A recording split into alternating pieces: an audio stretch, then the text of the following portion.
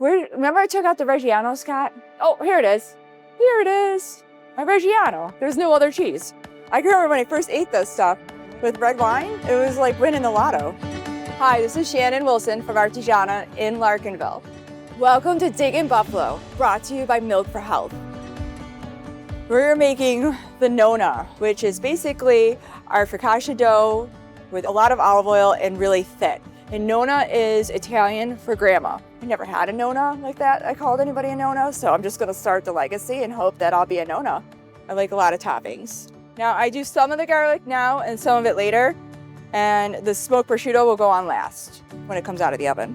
When we were starting the business, I knew I wanted to do an Italian vibe. I had this vision. What about like a female artisan? A male artisan would be Artigiano. A female one is Artigiana. And I was like, well, that's it. And everybody said no one would be able to pronounce it, and I'm like, that's okay.